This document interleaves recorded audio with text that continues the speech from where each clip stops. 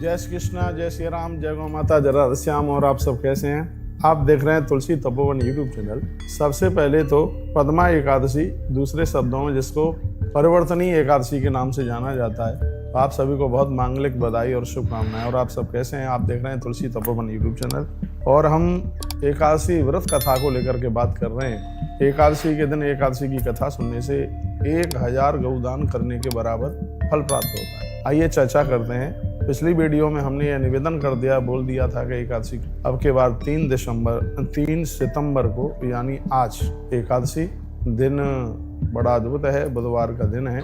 और सबसे बड़ी बात है कि अब के बार ये एकादशी बहुत योग लेकर के प्रकट हुई है। इसमें रवि योग है, आयुष्मान योग है इसमें, और सिद्धि योग है। इन योगों के साथ 11 प्रकट हुई है। आइए हम अब व्रत कथा सुनने लेते हैं। इस एकादशी की महिमा कितनी है ये भी सुनेंगे और इसकी व्रत कथा भी आप सुन लीजिएगा। राजा दुष्टन्निका नवस्यासते पक्षे किम नाम एकादशी भवेत। भगवान भादों के शुक्ल पक्ष में पड़ने वाली इस एकादशी का नाम क्या है? को देव को विदिस्तस्याः एतादख्याय केशव। हे माधव, इस व्रत को करने की विधि क्या है अपने आप में, यह भी आप मुझे बताएं। तो भगवान कृष्ण कहते हैं कि जो तुमने मुझसे पूछा यही एक बार कथयामास या ब्रह्मा नारदाय महात्मने। यही बात एक बार विधाता ब्रह्मा जी को देवसी नारद जी ने इसी एकादशी के बारे में पूछा। तो नारद जी ने क्या पूछा था? कथेश्व प्रसादेन चतुर्मुख नमस्तुते। हे प्रभु, मैं आपको वंदन और प्रणाम मैं आपको करता हूँ और आपसे मेरा यह प्रश्न है कि नवश शुक्ल पक्षेतु किम नाम एकादशी भवेत। भादों के शुक्ल पक्ष में पड़ने वाली इस एकादशी का नाम क्या है, इसके बारे में आप हमें बताएं और आप सुनाएं। तब विधाता ब्रह्मा जी ने कहा कि वैष्णवोसी मनुष्यश्रेष्ठा साध पृष्ठम किलत्वया नाथः परतराः लोके पवित्रा हरिवासरा। तो ब्रह्मा जी ने कहा, हे मनुष्यश्रेष्ठ, आप परम वैष्णव हैं, आपने बहुत अच्छा प्रश्न किया है। इस एकादशी से बढ़ करके और पुण्य देने वाला क्या होगा, ये विधाता ब्रह्मा जी ने कहा। उन्होंने कहा कि भाद्रपद मास की शुक्ल पक्ष की एकादशी का नाम पद्मा है। दूसरे शब्दों में उसको परिवर्तनीय एकादशी के नाम से इसे जाना जाता है। यह विधाता ब्रह्मा जी बोले। इस एकादशी में भगवान विष्णु का वंदन और पूजन होता है। पीले पुष्पों से भगवान की पूजा होती है। पूजा में पीले वस्त्र पहने जाते हैं, इसलिए तो मैं भी तो पीत पहनी हूँ।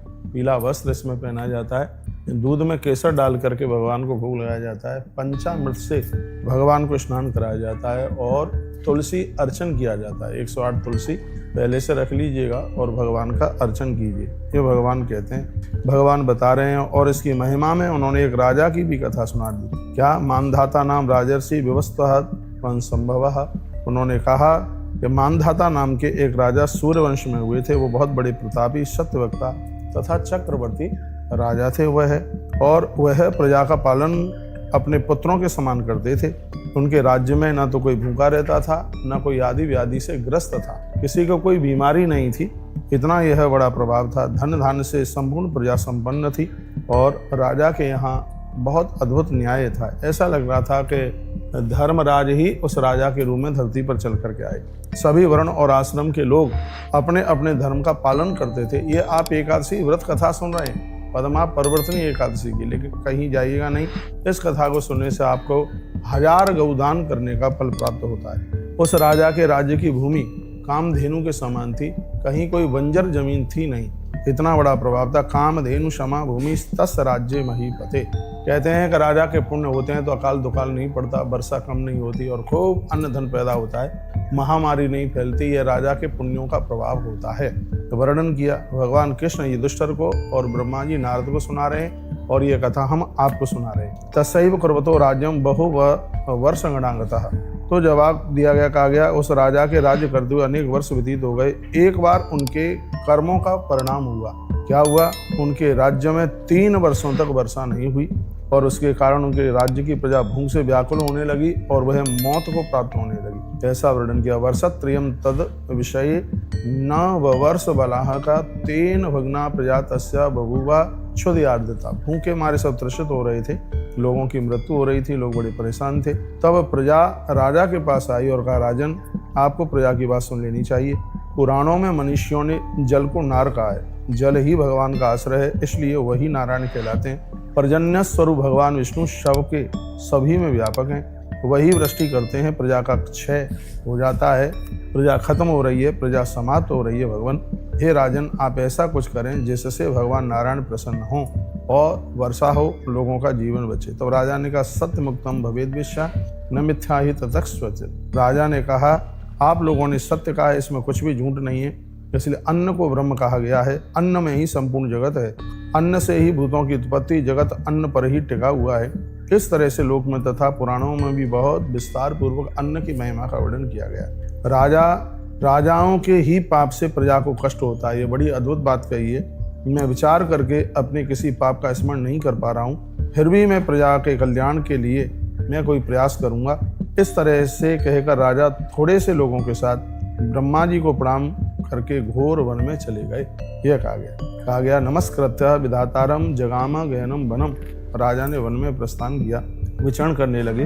वे ब्रह्मा जी के पुत्र जिनका नाम अंगिरा था, राजा ने महात्मा अंगिरा को देखा तो उनके तेज से दिशाएं प्रकाशित हो रही थी। साधुओं के बाद तपस्या का बड़ा बल होता है। कहते हैं कि वह दूसरे ब्रह्मा की तरह मृत्यु लोक में शोभा प्राप्त कर रहे थे। तेजसा ध्योत दिदसम द्वितीया मेव पद्मजम, यानी वो दूसरे ब्रह्मा जी की तरह दिखाई दे रहे थे। राजा हाथ जोड़ करके अश्व से नीचे उतर करके हाथ जोड़कर मुनि के सामने जाकर के खड़े हुए और प्रणाम चरणों में। मुनि ने राजा का स्वस्ति वाचन करके उनका अभिनंदन किया। उन्होंने राज्य के 7 अंगों के विषय में कुशल क्षेमता पूछी और उसके तत्पश्चात राजा ने अपना कुशल बतलाया। महर्षि का कुशल पूछा। ऋषि ने उन्हें अपने सन्निकट बिठा करके और उनको कुछ प्रश्न महात्मा जी ने कर दिए और कहा, लिखा है, संशय छेद यात्रा आगतो हम तवांत के योग क्षेमा विधाने न प्रजानाम कुरु।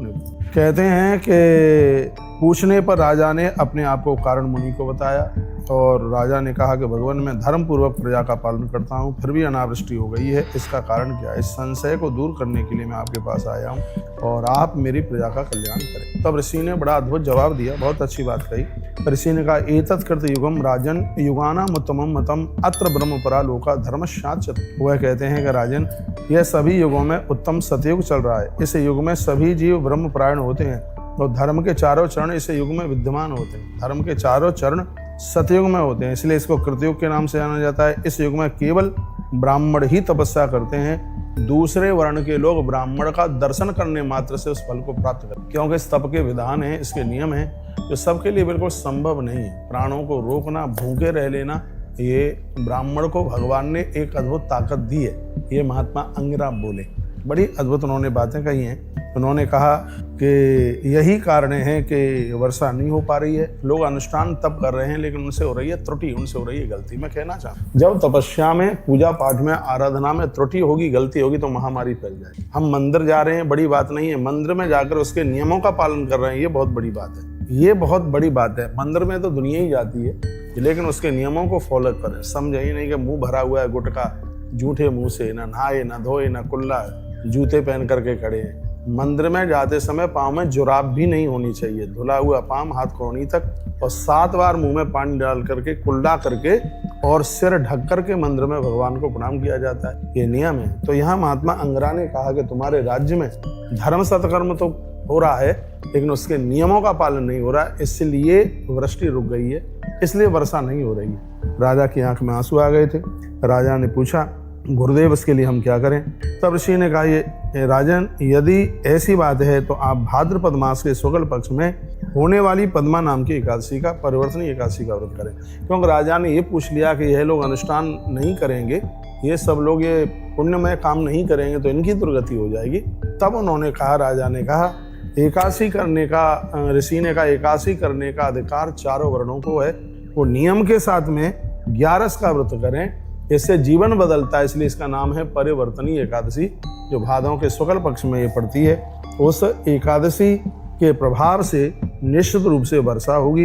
यह एकादशी सभी सिद्धियों को प्रदान करने वाली और समस्त उपद्रवों का नाश करने वाली यह एकादशी। सभी ओला नहीं पड़ेगा साल में, महामारी नहीं होगी, तूफान नहीं आएगा, आंधी तूफान, किसानों की फसल समाप्त नहीं होगी, बाढ़ नहीं आएंगी। इस एकादशी की महिमा बता रहे हैं विधाता ब्रह्मा ने। नारद जी को एक कथा बताई, भूकंप नहीं आएगा, बाढ़ नहीं आएगी, महामारी नहीं फैलेगी, बीमारी नहीं फैलेगी और लोगों का हृदय परिवर्तित होगा। इसलिए यह परिवर्तनीय एकादशी है और यह लोगों को धन धान्य से भर करके रखेगी, इसलिए इसका नाम पद्मा एकादशी है।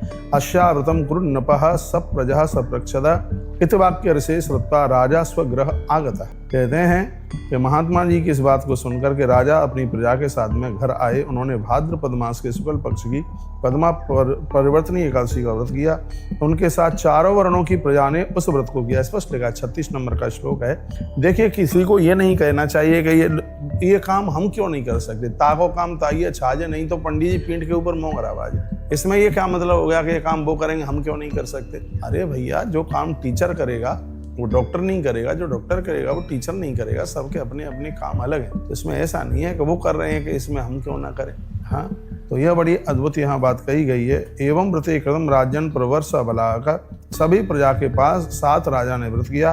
तो जलेन प्लाविता भूमि रवत्सहस्राणि, इतनी जोर से वर्षा हुई पूरी धरती हरी भरी होगी। दद्योदनयुतम तस्या जलपूर्णम घटम ध्वजे वस्त्र संवेष्टम दत्वा छत्रोपानमेव चः। बड़ा आनंद हो रहा था और सब आनंद में इस एकादशी के व्रत से दध्योदन से भरकर ब्राह्मणों को जल भरा घड़ा प्रदान किया जाता है। उनको वस्त्र से लपेट करके तथा साथ में छाता और उपाने कहते हैं चरण पादुका वगैरह उन्हें दान में दी जाती हैं। फिर प्रार्थना की जाती है। कहा जाता है, हे गोविंद, आपको बार बार नमस्कार, आप मेरे पाप समूह को नष्ट करने वाले हैं। हे राजन, यह पढ़ने और श्रवण करने से मनुष्य को सभी पापों से मुक्ति हो जाती है। भगवान कृष्ण इस दुष्ट को बताते हैं, यह व्रत लोगों को भोग तथा मोक्ष प्रदान करने वाला है, सुख देने वाला है, इसलिए लोगों को एकादशी का व्रत अवश्य में कराइए।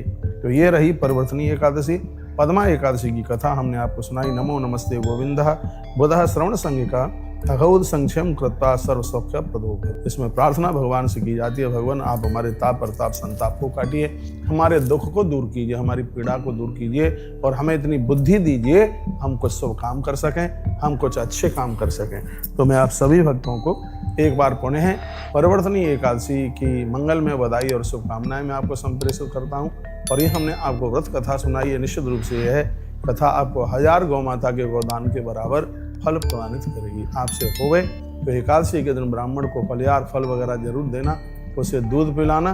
दूध, इसमें केसर युक्त दूध की बड़ी महिमा, बड़े महात्म का वर्णन किया गया। कनेर इत्यादि के पीले फूल हैं वह भगवान को चढ़ाइए और अपने जीवन को धन धन कीजिए। मुझे विश्वास है यह एकादशी की व्रत कथा आपको जरूर बढ़िया लगी होगी। इसमें अच्छा बुरा लगने की तो कोई बात नहीं है। 11 से आनंद देती है, ताप प्रताप संताप से हमें मुक्त करती है। और यदि एकादशी व्रत कथा आपके गले उतरी, मेरे सामने ग्रंथ रखा हुआ है और मैंने आपको यह ग्रंथ के माध्यम से ही कथा सुनाई है, अपने मन मुताबिक कुछ भी नहीं। इसकी दक्षिणा यही है। चैनल से पहली बार जुड़े हैं आप तो चैनल को सब्सक्राइब करना और वीडियो को आगे भेजना न भूलिएगा। बहुत बहुत धन्यवाद। जय श्री कृष्णा, जय श्री राम, जय गौ माता, जय राधे श्याम। भक्ति हमें मिले इसलिए महादेव का नाम लीजिए। हर हर महादेव, घर घर महादेव।